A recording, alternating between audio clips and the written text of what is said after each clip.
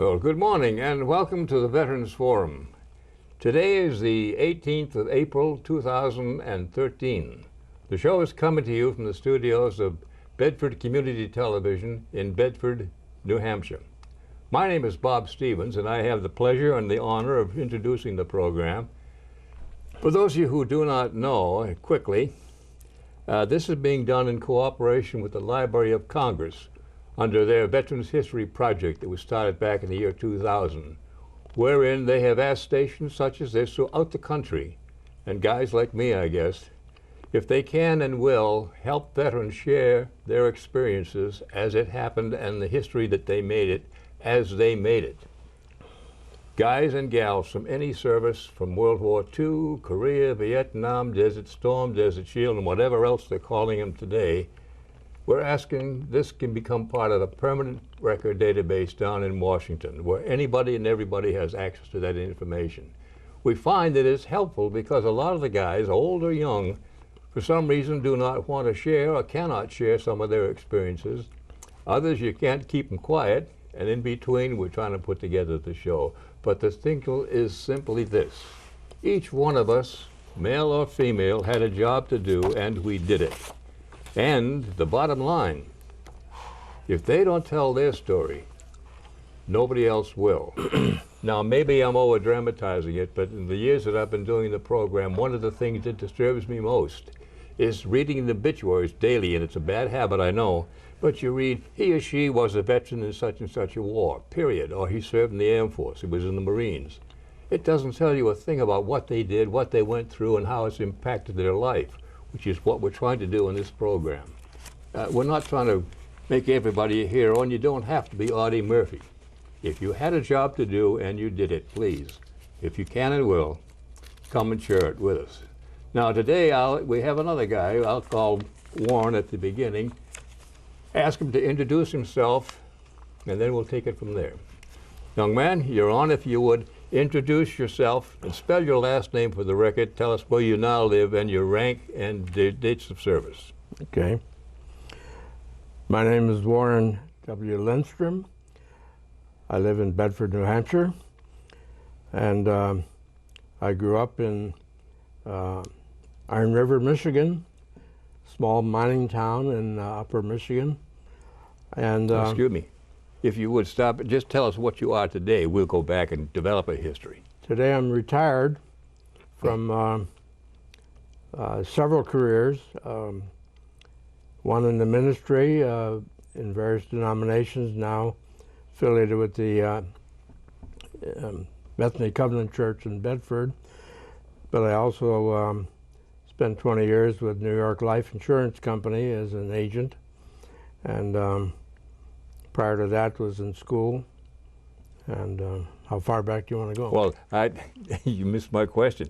What branches were you in? What branch of the service, and when were your service dates? I was in the U.S. Navy Armed Guard Division, which were the gunners on the merchant ships during the war, and I served on two ships, one a Liberty ship and one a troop ship. And what else do you want to know? Your dates of service. When? I graduated from high school June 5th, when was your service dates? Come to that. Oh, 1943. Okay. June 8th, I enlisted in the Navy. And then I served until March 4th, 1946, leaving at the rank of coxswain. Good. I thank you. Now that we know what you are today, I'd like to go back, as we talked about earlier, and, for example, where were you born, when, and what was your family life growing up? For example, do you have any brothers or sisters or any of your relatives in the service, so that we can kind of build a history? Okay. Well, I was born in Iron River, Michigan on July 30th, 1925, to a young man who was in business, and he was His name was Seth Warren Lindstrom, and he died of an accident in 1930 at the age of 27 when I was 5 years old. And so we had a time of grieving. Then my mother remarried in 1934 to the high school football and basketball coach. Oh. Good deal. Now, how was your life growing up? Oh, did you have brothers and sisters, aunts, uncles, and so on in the service? I had a younger brother, 18 months younger than me, who now lives in Oregon, and then a half-brother to my stepfather and mother, and he's now an attorney in Michigan. My brother had 3 children. The middle daughter died. We had 4 children, 3 girls and a boy, and our oldest daughter died at age 41 of cancer 20 years ago. And my daughter's married and has done very well. My son is the senior legislative attorney in Concord. Concord, New Hampshire, Concord, Mass. Concord, New Hampshire. And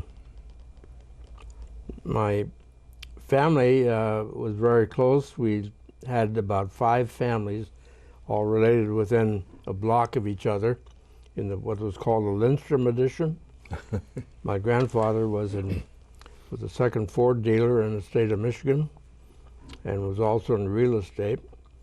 And my dad was supposed to take over the business, but he died, so it missed out. But my stepfather was a very interesting person because he played in the John Philip Sousa Navy Band, played the trombone, and then later he, while he was in high school, he was all-city fullback in Milwaukee. And my hometown had a football team called the Istanbul All-Stars, who used to play the Green Bay Packers. And my stepfather was recruited to come up and help compete because he was a drop kicker. Oh, way back when. In the early 1920s. And so he came and helped them win a couple of games against the Packers. Of course, they were part-time players at that time. Then he became the coach of the team, and then later high school football coach, and later principal, and then ultimately superintendent of schools, and had a very successful life. My life was centered very much in sports and church. I lettered in football in high school and basketball, and was very involved in the church. Then after the war began, I became very interested in getting into the Navy and studied a lot about it. So when I got out of high school, I enlisted right away. And tell me about how you made the selection as to which branch and why. Well, simple thing was if I was going to die, I'd rather die in water than in mud. So I enlisted in the Navy to avoid the Army. My brother later was drafted, but he got the better deal because he got a desk job over in Italy. But then I was sent to Great Lakes Naval Training Station. When did you enlist or were drafted? I enlisted June 8th, 1943, right out of high school.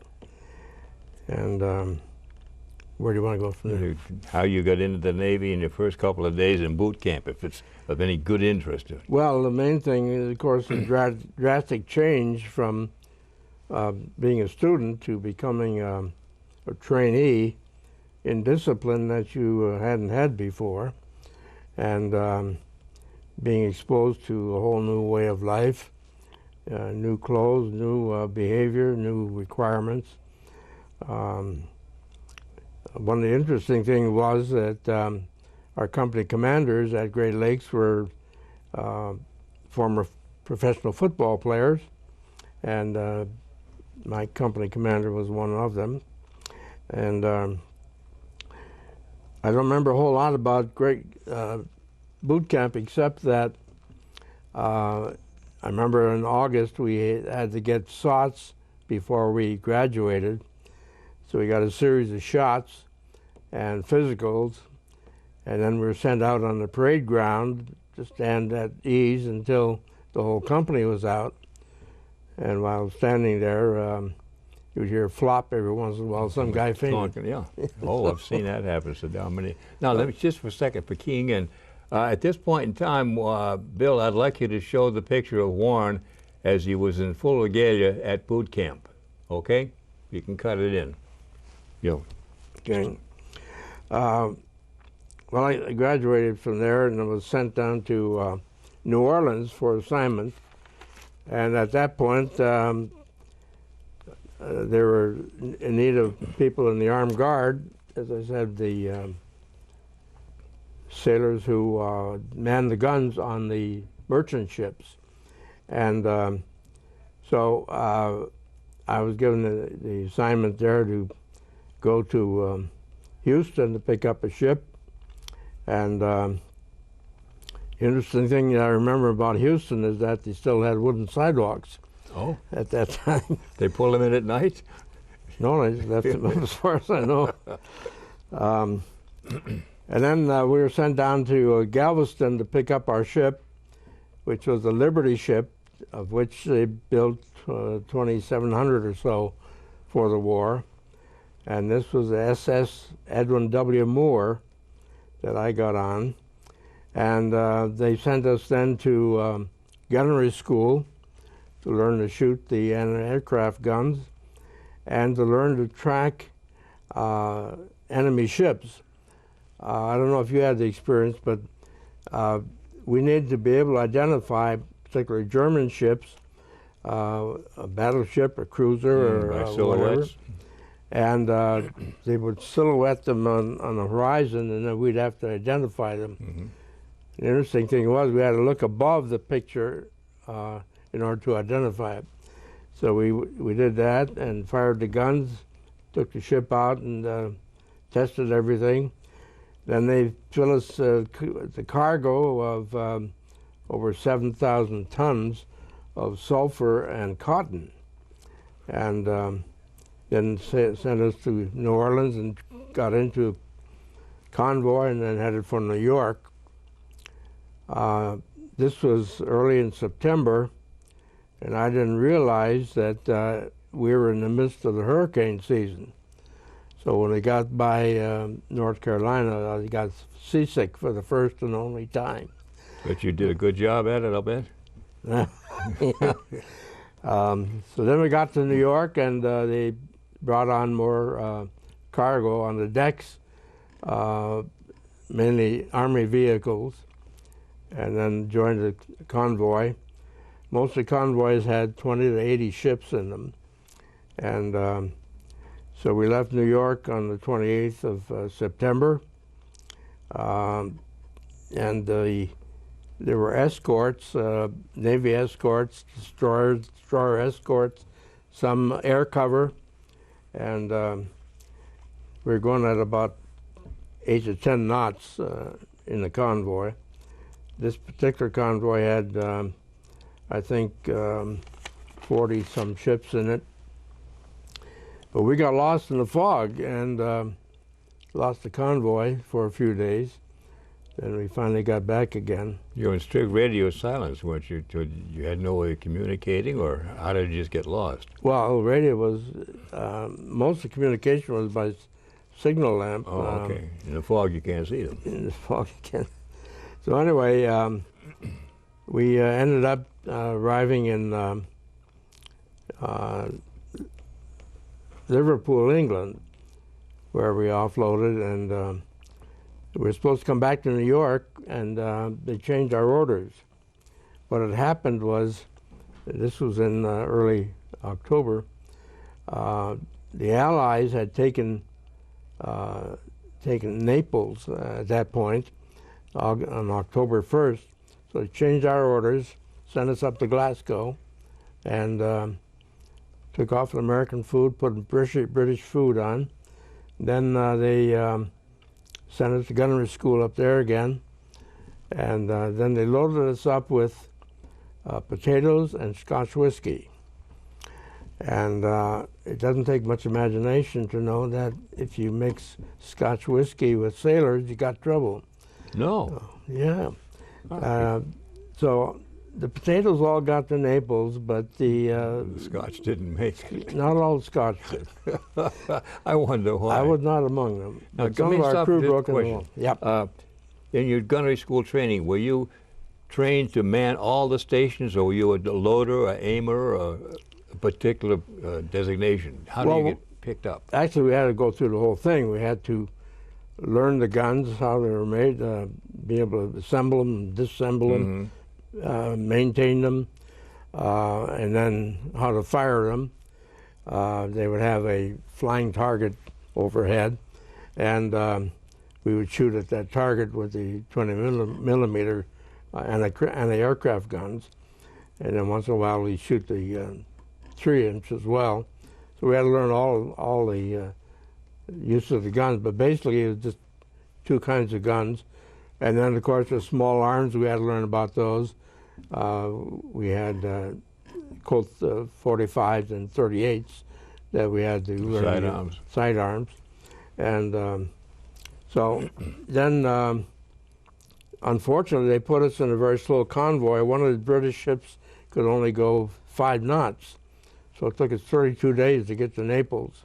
We're from Scotland? From Glasgow, Scotland. Wow. And then in the Mediterranean, we were going through at Thanksgiving, and we had an alert from the German submarines. They knew what day it was. So we had to man our guns. There were depth charges dropped, but there was no problem, actually, no action. Did you have any trouble, though, from Glasgow down 32 days? You were wolf packs all over the place going that way. How did you elude them? Well, we had the escort ships, of course, with sonar that were constantly up and back all the time. I remembered the particular ones because they're on our holidays, and I'd be standing watch and dreaming about being back home, having a big dinner, and all of a sudden we get an alert. But we got into Naples on the what was it, 19th of December, and the conditions there in Naples were very disturbing because of the bombings. We couldn't dock because the docks had all been bombed out, so we had to anchor in the harbor and offload the potatoes and nets into Army ducks. And I never saw what happened to the Scotch. I assume it went to the... Didn't miss a drop, though, I bet. Well, I had nothing to do with it myself. No, do you have any trouble with land mines floating in the bay? Well, they had minesweepers, of course, working and checking that out. But we didn't have any direct problem with that. And then coming back, we were empty. We had ballast, just a little ballast on board, which didn't help much. And at that point, then we were going through at Christmas time. Got another German alert with no damage. But then we got, this was on the Liberty ship now, a freighter. When we got this side of Gibraltar, we ran into rough seas. And being empty, the bow would go up to midships and come down like that and make a huge splash. Then the stern would come out of the water, and the screw would go around and just shake the whole ship. So I was more scared of the waves at that point than I was the Germans. It was very frightening to have the ship going up and down. And by waves, I mean the water, not the female. Not the female sailors. type. Okay, Yeah, well, right. someone had to do it. Anyway, we had rough seas most of the way, and we had a few alerts along the way, and we had torpedo nets on the freighters that we put out to catch the torpedoes, but Were they interfered with the suspended on guns. booms or something? Yeah, but they interfered with the function of the guns, so we couldn't use them very much. But we got to New York, and because of the rough seas, we didn't have any food. Ended up with one loaf of bread and one bottle of ketchup for the whole crew. And so we had ketchup sandwiches sitting in Yeah. New York Harbor waiting to get some food. And then each trip I made 26 crossings between the two ships I was on. And each time we'd come into port, we'd have a 4-day leave or something. And sometimes I would take a train home, spend 23 hours at home out of 4-day leave, Yeah. the rest of the time on the train. But I didn't do that too often. I did have one interesting experience when I came into port. I was called home, and so I got in the telephone booth and called home, and my brother answered the phone. I said, "Got to talk to Mom." He said, "No, she's not here." At that point, a female voice interrupts. It's Marge Strandine Phelan, was a telephone operator. She says, "Your mom is over at your Aunt Norma's. You want me to connect Small you?" town. So we talk a lot about being properly connected and quickly connected here. We had a great connection there. Of course, she knew everything that was going on Oh, in yeah. town. The town crier. I called her a few weeks ago and reminded her of the story. We had a good laugh. Oh, she's still alive then. Huh? Yeah. Yeah. So anyway, we then departed again from New York on February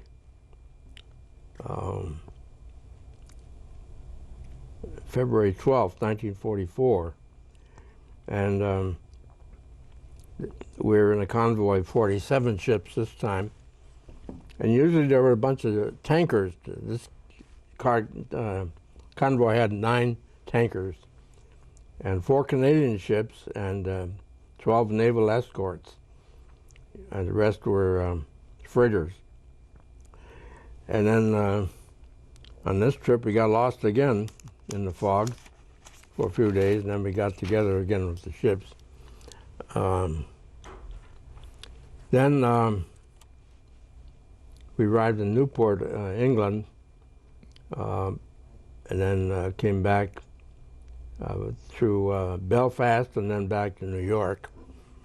And at that point I got off my ship, was taken off the ship. And by the way, we arrived in New York on April 1st and discovered there's a torpedo in the net. Oh? No one knew how it got there, when or how. But anyway, we did catch one. And I was detached then on April 7th. And when I was in New York, my ship would come in every once in a while. I would go up to, a friend of mine was the pastor of a church, the Bethany Covenant Church in the Bronx. And I met another sailor up there who was stationed nearby. And he and his wife had an apartment in town. And they invited me whenever I was in town, in port, I could stay with Had a them. bunk, good. So I'd come in and we'd have to report in the morning, and then was free to go. And I spent a lot of time with them, and we became good Oh, you friends. assigned to a replacement pool, or what? Were you just a free agent? Where you say you left, but you could come and go as you were almost, except reporting in. Yeah, because I was, there's nothing to do on the ship. No? We had someone standing guard duty, but I was free to. Okay. When did you make coxswain? I got that down somewhere. It was I think it was early 1945. Okay. Which then I got assigned to the SS Santa Rosa on May 4th of 1944. That was a Grace Line luxury liner that had been converted to a troop ship, and that was much better duty. And we carried troops back and forth, and so on that month we sailed from New York to Newport News and then over to Italy, Naples. But I learned on the internet that the people that were on our ship for that trip were from the 517th Parachute Infantry Regiment. And so they went over there, and unfortunately they also had a contingent of WACs on there, women soldiers. And in the dark seas at night, there was more than card games going on. Oh? Yeah. Deuces were wild. Yeah, well, sometimes they either make mistakes or don't have any options of what to do with people. They mix them up the wrong way. Anyway, I learned that they then were sent up to Rome, or near Rome, and had some combat, and then later was dropped into France. That came later on. But from there on, I spent the whole summer of 1944 in the Mediterranean, and we shuttled troops back and forth, mainly from Naples to Oran, Algeria. The port was actually Mirza al-Kabir, and so we'd be going back and forth, and a lot of times just sitting there wondering what was going on. Well, it turned out that the 517th Parachute Outfit were given some clues or rumors about the big show that was coming. And so we just went back and forth and carried troops preparing for what became the invasion of southern France, which occurred on the 15th of August of 1944. And the paratroopers left from Italy on C-47s, flew over to France, the southern part of France, made a drop there, and then they were in active combat for 43 days without stopping. Finally, they were given a time of rest and were sent up north for some retrieve. And in the meantime, then we were loading our ships and heading for southern France, where we stopped at St. Tropez and unloaded the troops. And they went ashore and fought, and we just kept going back and forth. And then I don't remember which trip it was, but we had on one occasion a German plane coming in from the starboard, and heading right in the flow of my gun circuit. So we started firing at it, and I could see the tracers going toward the plane. We shot the plane down. I don't know which gun did it, but you got him. We shot the German plane down, and that was the only combat we actually had. In recent years, I felt badly about that, thinking about the poor pilot and his family, how they suffered, even though they were our enemy. And so anyway, we shuttled back and forth, as I said. One trip we had a group of troops of Arabs who were interesting, not very clean. Oh, There's about a half-inch of mud on the decks by the time we got to France. But anyway, we got them, and then we had a group of German prisoners we brought back on one trip, and that's how I got to get a German bayonet from one of them oh. that I gave to my granddaughter. Where did you offload them? Back in Italy or Africa? Or? I think it was in Oran, back in North Africa. Okay. I don't know what happened to it then. I think some of them were sent back to the States for detention. Anyway, after that, we made more trips from the United States to Marseille, spent time in Marseille, and then back and forth to Oran. Trip to Boston, and trips back and forth, several trips to Le Havre, France, which was badly bombed out, a great harbor where the invasion of northern France took place. And then in mid-August, I finally got discharged from the SS Santa Rosa, and that was on,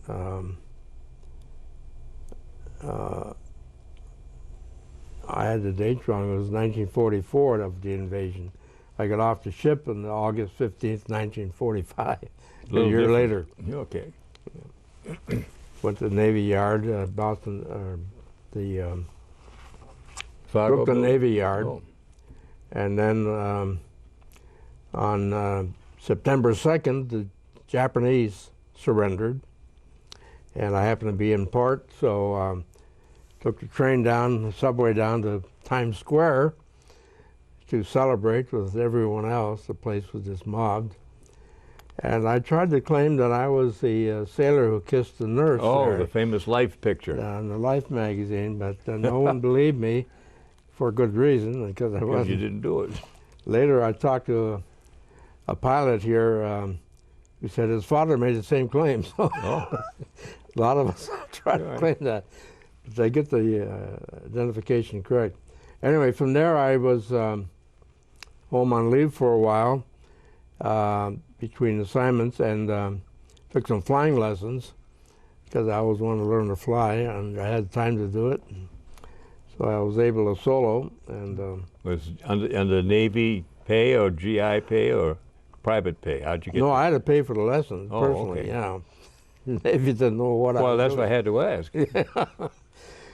No, that was a great experience, great thrill, and I really enjoyed it.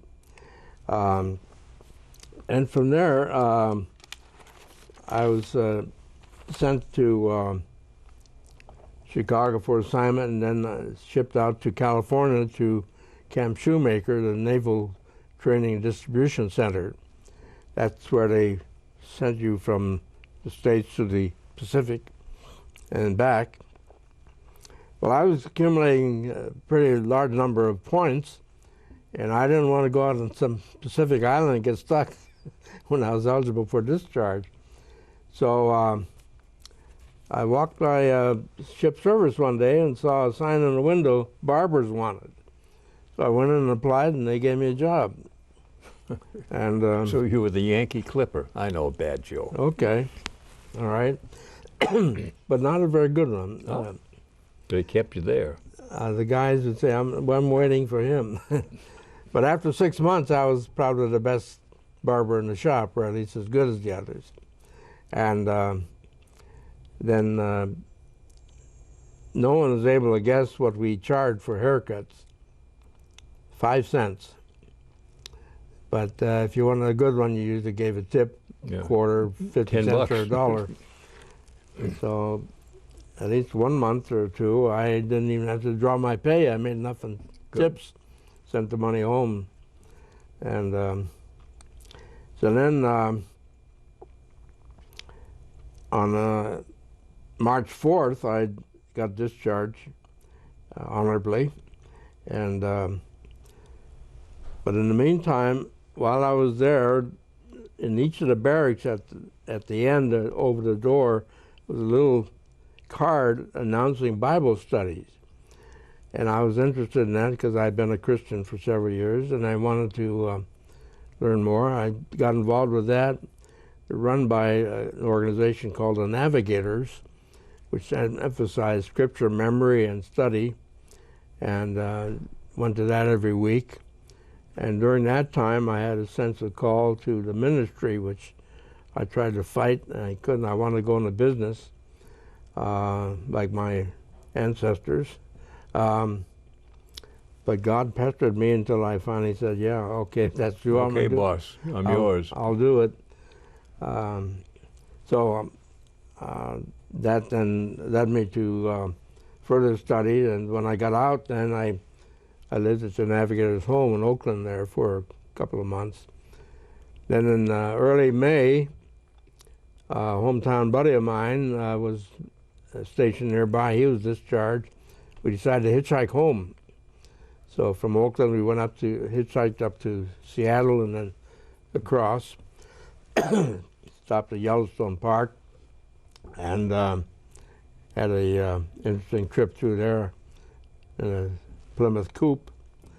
And then went to Minneapolis where I got off and visited cousins, and then took a bus home. And after getting home, I had experience of readjusting. It wasn't much of a problem. And I joined my other relatives who had been in. My brother was in the Army, as I mentioned. I had several cousins who were in the Air Force. One flew 60 missions over Germany.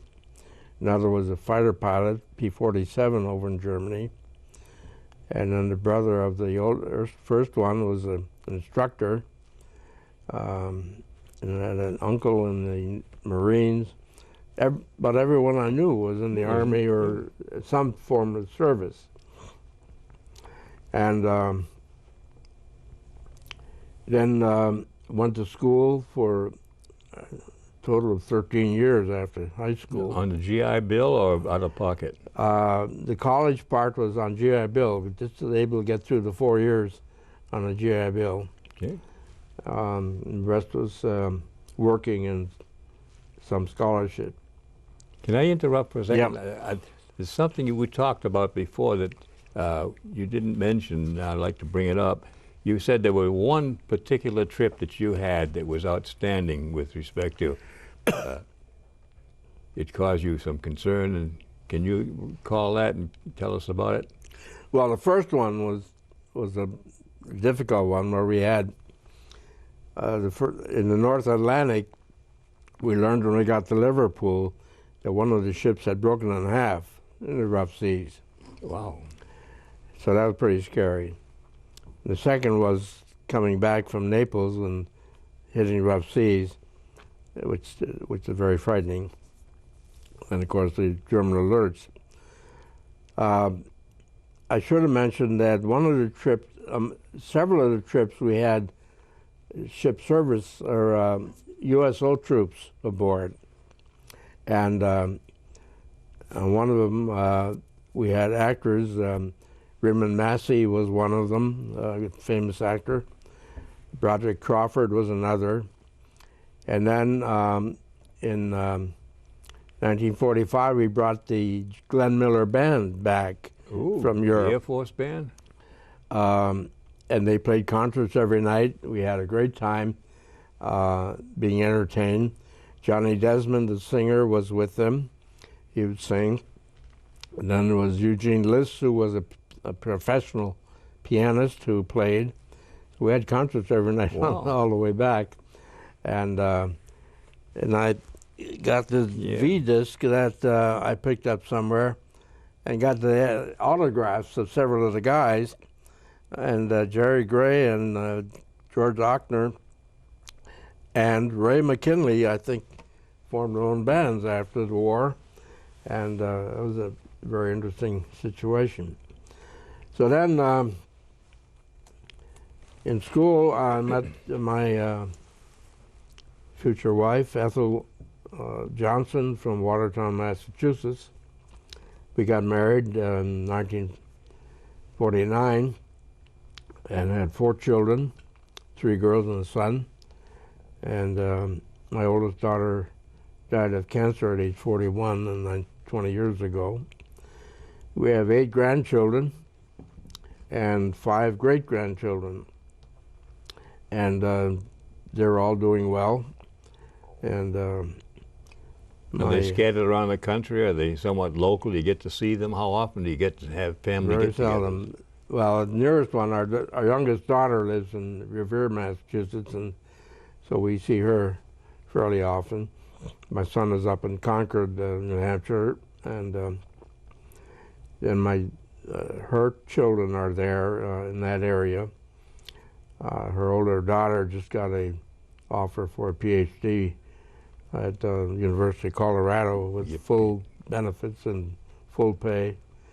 So she's going to work on that. And then our great-grandchildren, there's one of them we haven't seen yet. 2 of them are in the area, and then another one's down in Florida. I haven't seen him either. So we're looking forward to that. But I went into the ministry then shortly after college, and then finished seminary, and had a career in Christian education mainly. And I was first in Marion, Ohio, and then out here in Massachusetts. Now, were you called to different churches, or did you subscribe for them, or how did you get to make the loop, if you will? Well, you get information about churches that are seeking a staff person, and you make application. They look at your application, they interview you, and if it's favorable, they'll issue what is called a call. Okay. And if you accept, then you go. But because of education, I had a limited time because they don't want old guys working with young kids so much. So I left the ministry when I was 46 and then went into business for 20 years. And then retired in 1991. And then I've served a couple of churches since then with very much satisfaction. So those were the kinds of things that happened, and we're enjoying life now in retirement. I'm still busy leading a men's Bible study and meeting with small groups and individual guys, and developing relationships with God and one another. At that point, have you ever joined anything like the Legion, the VFW, DAB? Never joined anything because I was on the move so much, there was no place to settle down. Oh, that was one of the costs of you. But I was too preoccupied with my education to get involved in outside groups at that point anyway. Okay, it's your choice. So that brought us to here. We came here mainly because of the church and because we loved the town, and had developed some very fine friendships. Good. Very good. Now, we talked earlier about, if you will, the wrap-up, but you made some comments in some of your paper that I'd like to have you go through, if you will, and explain. Oh, you got copies over there, all right. Yeah. I think they're most important because it helps answer the question I try to ask. With what you've seen and done in military as well as here, has that impacted, been positive or negative as far as how you've conducted your life or impacted on your life? And some of your explanation here. I think it's primarily quite positive. And one of the things I thought about is that aging people tend to want to simplify things, put both your lifestyle and your way of thinking and doing things. And so I've given a lot of thought to things and done quite a bit of writing, family history and things like that. So I learned some things from the war, such as independence, being able to take care of myself. I went in the Navy at age 17 and Fuzzy faced and ready to go. Ready to go, but not much sense. I learned adaptability to the unexpected, and that good often comes from disappointments, and that God is always faithful. He does what he promises. That's been my experience. And through the later years, I learned that from my perspective and experience that most of our troubles are self-inflicted. And they are in the category of what I call as the 4 S's. Most of our troubles are due to selfishness or stubbornness, stupidity or speed. And that to me makes a lot of sense. That's been my experience. Most failures come from quitting too soon. For my grandchildren, I try to impose on them an understanding that the decisions you make when you're young will govern your choices when you're old. And I've seen that example so many times, and it's been my experience. Also, the wars that I've known, and I don't know all of them, but they've been due to miscalculation, misunderstanding, mistrust, and misinformation. As far as I know, all our wars are due to those failures, one or more of them. Amen. And what's happened now, of course, the boundaries are being erased, making war almost untenable, because we need to learn to live and work together, cooperate, and live civilly together with generosity, so that we can not only make a life, but to live a life. And that brings me to my philosophy of education, which is education is for life, both in terms of its duration and in terms of its content. So those are some of the things that have occurred to me as being factors of truth in life, and they mean something to me. I try to share them with other people. Amen. 2 words. No, 3 words. Thank you, Warren, for your service and more sharing it with us today. It's My been pleasure. great. My pleasure. That's a wrap, folks, as they say in the professional trade. Again, it's the story of what one guy did and how he has lived his life ever since. As I said at the beginning to you guys and gals out there listening right now, if you have something to share and you want to share it or can now share it, seeing that hopefully we will not cause anybody grief, get a hold of me. The address will be on the back of the program here. I'll do all I can to make sure that what you say is properly recorded and reflects what you feel and what you did. That's all I can say. That's all I can ask. So again, Bob Stevens saying thank you for listening. Stay well, and please keep in touch.